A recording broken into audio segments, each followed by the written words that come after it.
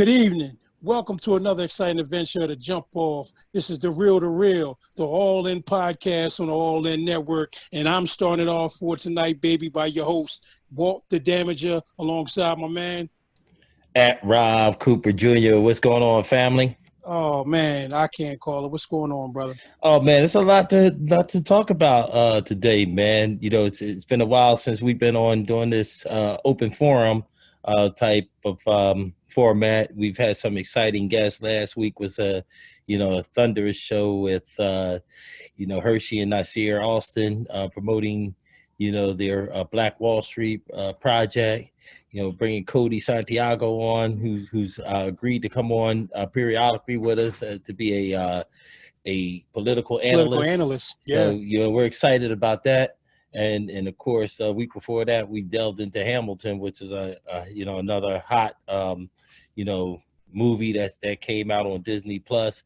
But really the hottest subject and topic that's out there right now is Joe Biden in the campaign and him making that selection, a surprise selection to some, disappointing selection to others, but nonetheless a selection, and that was Kamala Harris. Your thoughts on that?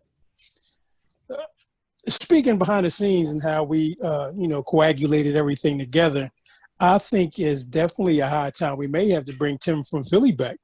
Yeah. Because now we're seeing a transition of the powers as far as the capitalists versus socialists, and how the communism and Marxism all ties in right now, which is a very pivotal time because with the introduction of the cryptocurrency, which is going to be implemented soon, the new talks about the income, the steady income, the monthly stipends that families are going to receive is starting to pick up what Andrew Yang had discussed, when he was running his campaign. So all this intertwines and is now coming to the forefront.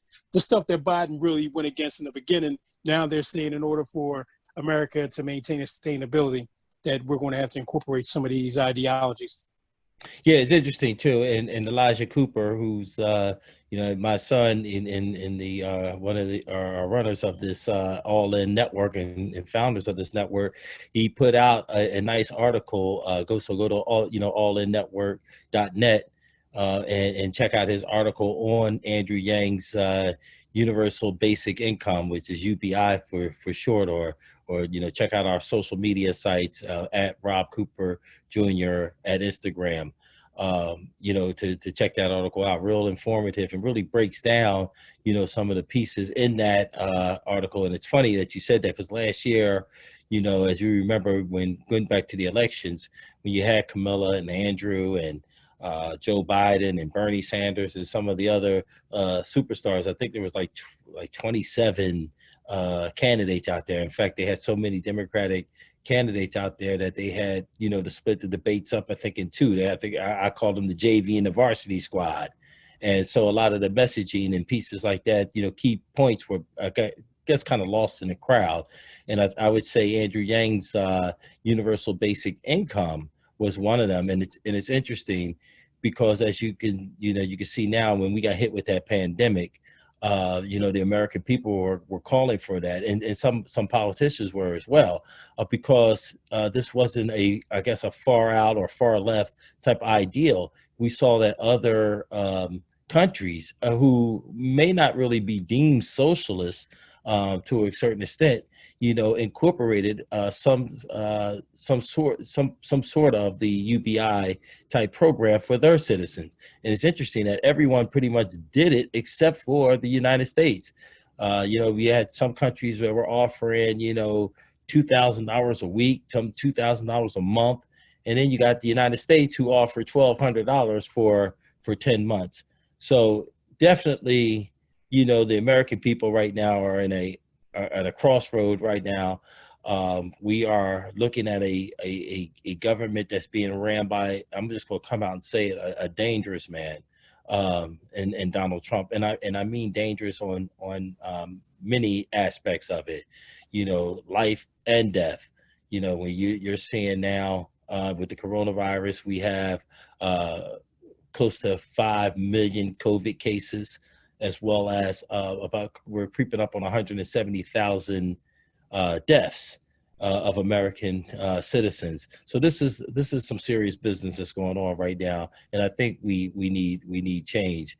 And getting back to Joe Biden's his selection of Kamala Harris, me personally, I believe that it was the right choice, and I'll tell you why. Full disclosure, I was a Kamala Harris supporter when she was running in the election. I contributed to her campaign when she sent out those text messages every so often.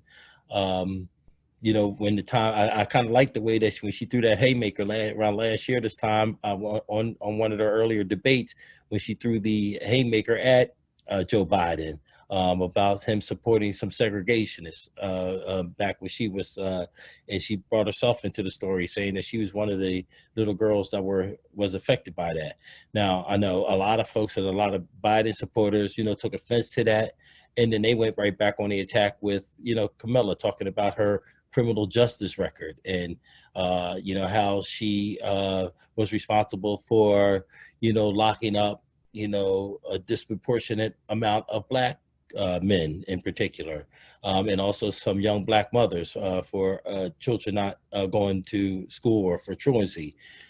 So, I mean, I look at all that and say, yeah, I think they were all fair game. Everyone's, records should be examined when we, hit an election period. But I think after all the examination is done, after all the research is done, the bottom line is that we got to come back to today. What do we have in office today? What are the options that we have in today? And what do the particular options look when we go to the ballot box in November? And right now, we see what we have. It's either Donald Trump, who's pretty much taken America to a failed state.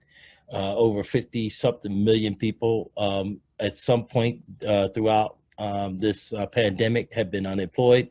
Fortunately, some folks were able to regain their jobs, but again, the unemployment level is extremely high. We saw businesses go out of, businesses go out of business. We've and seen some still going restaurants, out of business. they're still going out of business, and we still have not yet been able to get our full grasp on this virus, on this pandemic, and on the economy. So I think right now, with Joe making this choice, and he had quite a few, excellent candidates. They were all qualified, as he mentioned when he introduced Kamala. Susan Rice, former national security advisor. You had Liz Warren, who was a leading Democratic senator from Massachusetts, and one of the leaders behind Bernie, possibly in the progressive movement. You had Representative Bass out of California. So there was a lot of talent that he had an opportunity to pick from. He even had some dark horses down there in Georgia, with the mayor of Atlanta. Her name escapes me, but the mayor of Atlanta, and also Stacey Abrams, who ran for governor and was. You talking about Keisha Bottoms? Keisha Bottoms in Atlanta as a mayor, who's doing an outstanding job trying to manage this pandemic, as well as Stacey Abrams, who ran for governor. So, there was a lot of talent, but I believe Kamala Harris was the right choice. She was the right choice because I believe at this point, I think there should be one focus, and that one focus is to defeat Donald Trump and to move this country towards change.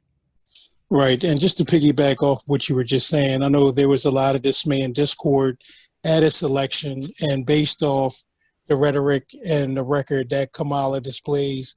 But then at the same time, who would want someone that's not stirring their convictions and their strident moves to making something better that is now corrupted and run amok?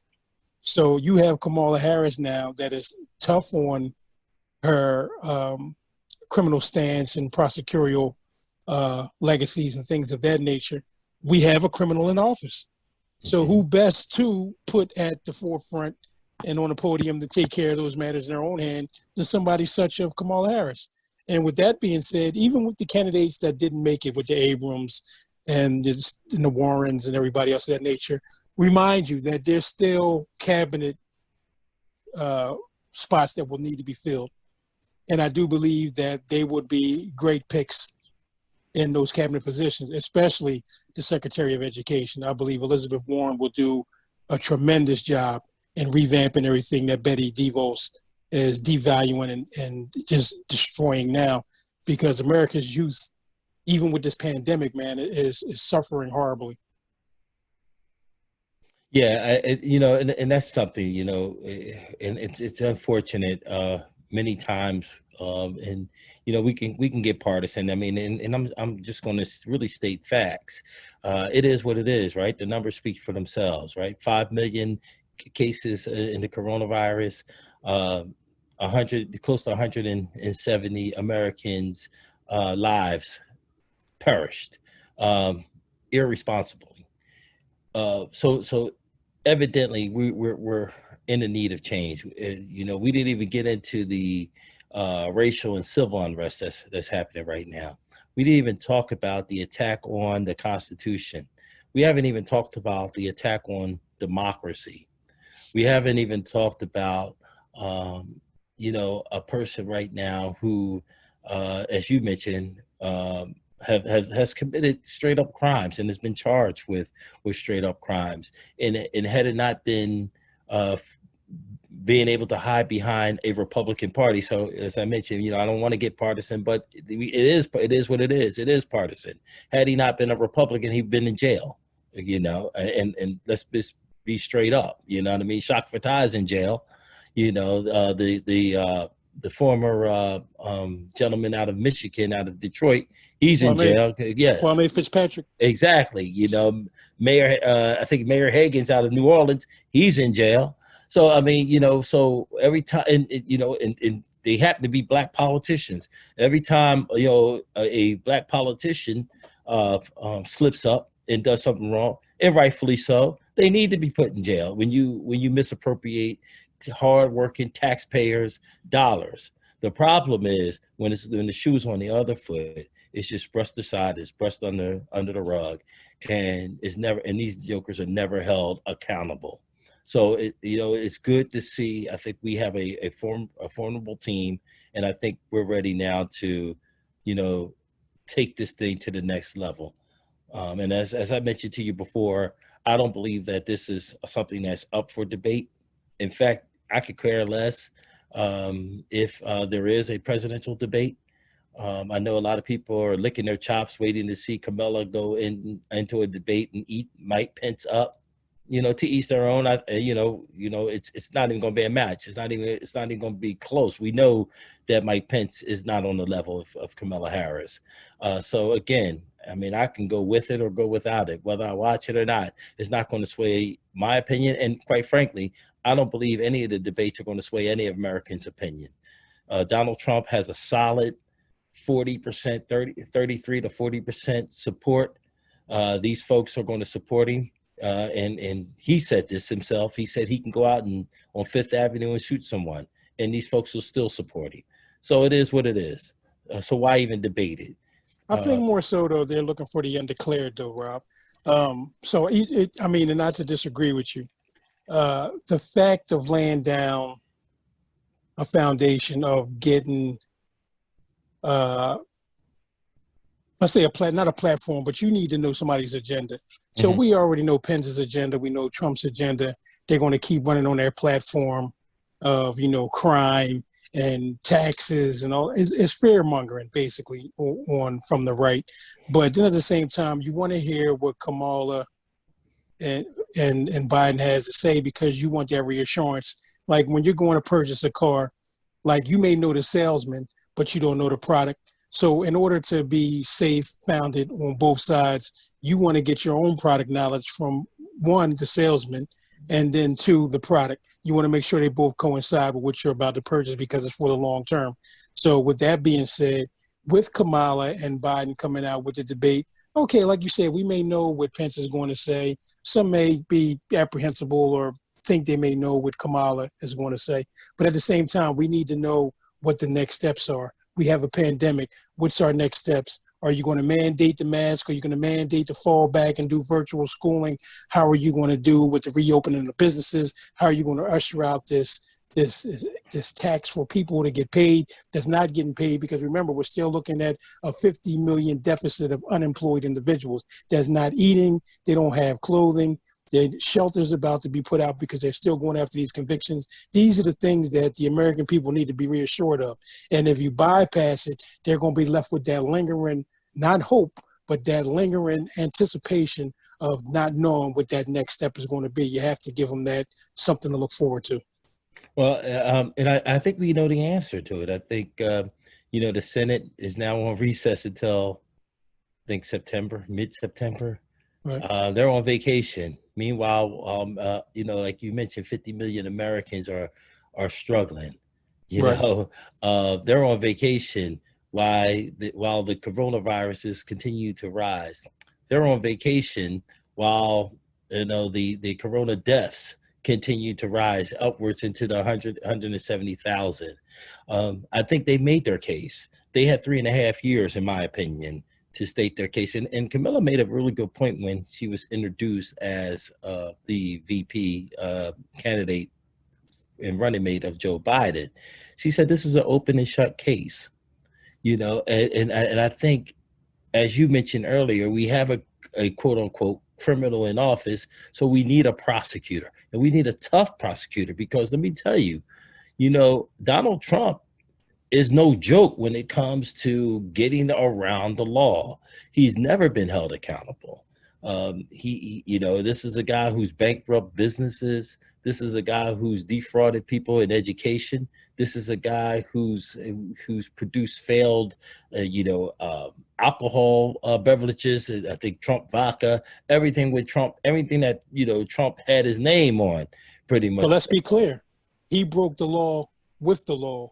He Mm-hmm. used the law to go That's against right. the law. That's right. So one hand washes the other. So That's in order right. for him to be able to justifiably get off of those offenses, he used those in power and of privilege and of profession to get off those means. That is correct. That is correct. And I agree, with that. And I think, the case, the press conference yesterday, and those who are listening, that would have been on Thursday.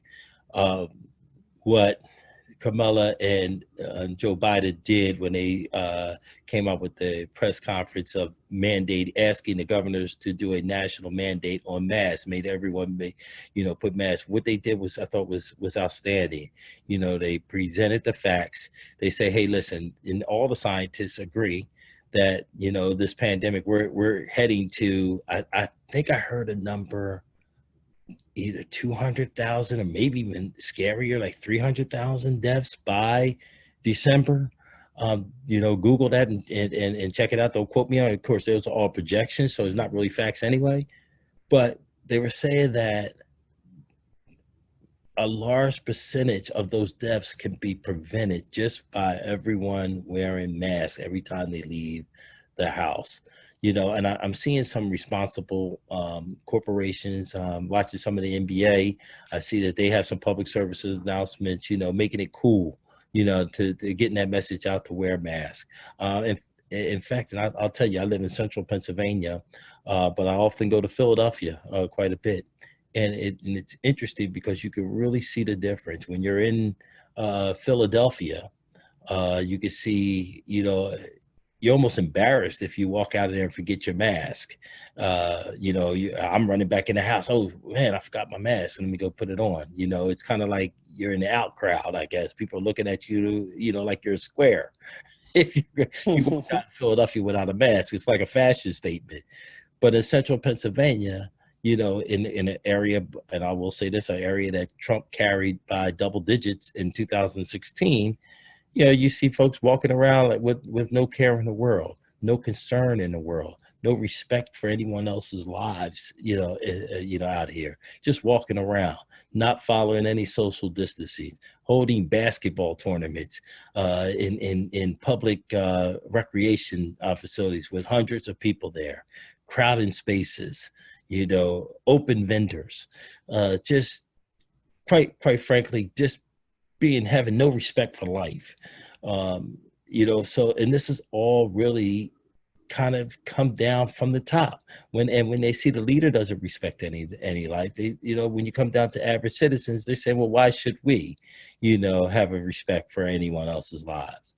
So I think, above all things, I think that it starts really, the culture needs to change, because we're really we're really heading into a really dangerous time where, we may not be able to return from this. So, I mean, and if Trump is reelected, and I'm not trying to sell scare tactics, and I know we hear this every 4 years, this is the most important election of our lives. Literally, I'll say in 2020, this is the first time where this is no lie. This is the truth. This is really the most important election of our lives. And it truly is a matter of life or death.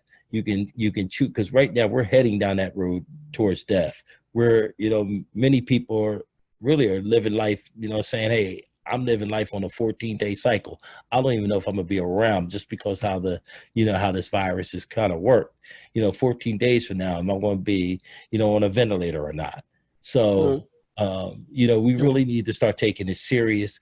And, of course, it's not being taken serious at the highest level. But one thing I wanted to talk to you a little bit about too, as we're seeing some of the poll numbers right now. And of course, I have not seen any poll numbers since Kamala has been announced as a VP selection. But, up until, I guess the latest polls that I saw is nationally, of course, on the popular vote, which, it means really very little when it comes to a presidential election, but it gives us a good indication of where the candidates are. I think Joe Biden has been holding somewhat between a 8 to 9 point consistent lead, particularly since late May, since the George Floyd murder in Minnesota. So with that being said, you're seeing Donald Trump now openly admitting of trying to disrupt the elections by slowing down mail-out voting, by providing some issues with the mail-in service. What's your thoughts on that? A cheater will cheat by any means necessary to get what they need at the behest of just taking it. I mean, we've seen him since he's been inaugurated hug up against dictators, authoritarians, and people of that nature, and wants to be one of them. He thinks he can convert the American democracy as such as well. And like I said, I mean, it's no secret that Trump is not a politician. He wants everybody to follow under his reign like he's a king, his dictatorship, his rules, his way or the highway. I mean, look, there's still a plethora of positions out there that's not even filled. I mean, that alone should scare people. There's positions out there, and that's probably why America is failing and crumbling and falling to the wayside now, is because a lot of the stuff that need to be done, there's no viable individual that can hold those positions and usher us through the crises. So now we have Ronald McDonald in office, and he's handing out hamburgers thinking that he can pacify a situation. Exactly. And that's something that we really need to stress, you know what I mean? And particularly, I think we understand the problem. Now, what are we going to do about it? We know we're in the middle of a pandemic. We know that mailing ballots is something, I guess, socially responsible, particularly for our health. You know what I mean? So what are we going to do about this as citizens, to combat this? What if the elections could be hampered by, some interference with the US Postal Service? What are we going to do about that? You're going to see widespread people taking to the street. Mm-hmm. They're going to take him out. They're going to drag him out of there. You ain't going to have to worry about, just handing over a power or the switching of the guard. You're going to have people walk up in there and usher him out of there. So he's going to be Bunker Bob for like the next couple of years because he's not going to want to be removed from office. But I mean, it's going to go without say. I mean, we're coming to the tipping point as it is, like you said, with the social injustices, the racism, just the overall non-humane efforts and tactics held by these people, and even our state elected officials, man, just sitting by and letting an individual tear our democracy up right before our eyes. I remember, well, back in 2016, 2017, I remember telling you, and when we were having a group discussion with a couple of our other friends, what Constitution? Right. And I know Right. you guys kept asking me, like, yo, whoa, why you keep saying that? Like, Mhm. every time we have a discussion, say, what Constitution? I mean, it's there. But now you see it, they're brick by brick taking it apart and dismantling it. Before you know it, like, we'll be a lawless country. Of course we're going to be lawless because the people that's creating the laws are breaking the laws. That's right. So, That's right. so it's like we're heading down this travesty of events that's going to lead to total anarchy. That's right. You That's know, right. So, and as Malcolm X's famous speech, it's either the ballot or the bullet. You're listening to the All In Politics podcast, and we're a part of the All In Network. The All In Network is located on YouTube. You can go to our channel and like and subscribe. And as Walt, what did we say, Walt? man, yo, you go to that thing and you smash that button, You smash the subscribe button. you smash that subscribe button, but it's a lot of good content on there. We have the All In podcast, our flagship podcast, which is sports oriented with Elijah and Mike. We also have Rain and Bliss. These young ladies are doing some phenomenal work, bringing us in tune with the pop culture and also giving us some valuable information from a women's perspective. We also got Real Deal, Cody Deal, who also is bringing us, some of his insights, both sports, pop culture, hip hop, and so on. And also, as Elijah and Mike mentioned last week, we're excited to bring on, for all you gamers out there, we're bringing on Beast Mode with talk about some gamers and things like that. So more information on that. So we continue to grow this All In network, and we hope that you would be a part of it. And also, if you have some guest suggestions, some topic ideas for All In Politics, feel free to get at me on the gram. It's at Rob Cooper Jr. Again, it's at Rob Cooper Jr. on Instagram, not Twitter. Instagram. Or even any comments or suggestions, they can put it right down, and we'll put it down, provide them with the link below. That's right. That's right. Well, Walt, man, this is some exciting times. I think we want to spend a lot of time, I think, between now and the elections. I think as the time of this taping, we are about 83 or 82 days before Election Day. Get your paperwork in order. If you do plan on doing mail-in ballots, understand the system is working against you, and you have to take that into consideration. So the best way to work with, the mail, particularly with the snail mail, I think it's really going to mean that this time. Snail mail is going to really mean something. So understanding that, when register today, go on the internet today in your local municipalities, your local state, and fill out any type of application or paperwork that you need, so that you can get those ballots sent to you as soon as possible, so that you can fill out and make your selection. To me, I agree with Senator Harris. This is an open and shut case, and I'm not telling you how to vote. I mean, if you agree with the way, I think Donald Trump has done an excellent job in really letting you know where he stands.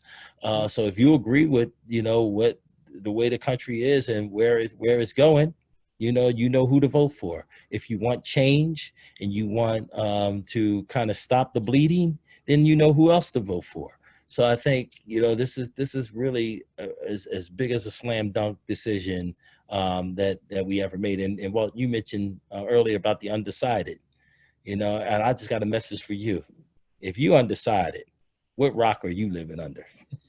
Still, you undecided after 3.5 years, what are you drinking? Please, inbox me, hit me on Instagram, send me, because I want definitely whatever you are, something that's going to put me to sleep and take me away from reality, because you're just not in tune. And I don't mean to assault anyone, but if you're undecided at this point, it's so cut and dry with 84 days left in the election. I just think that you're just totally out of touch, and I'm going to stand by that. Yeah, remember, it's still that war for your mind, bro. So with that being said, man, any final words, things that you want to get out to the people before we close out? We'll just let them know, like you said, man, this is our last chance at gaining back our sanity and normalcy for a decent American republic. And it's going to take you, the voter and the listening audience, to get out there and make a change. Because if you don't want it, they're not going to want it. They're going to constantly take it from you. As long as you're a willing participant to give it up, they're going to take it. And that's my final say on that. All right. Well, let's take us home, man. All in politics is where it's at. Here you go. So here you go. It's been another exciting adventure of the Real to Real to Jump Off. This is the All In podcast on the All In Network. And I'm your number one main man, Walter Damager. And I'm at Rob Cooper Jr. Peace. Peace.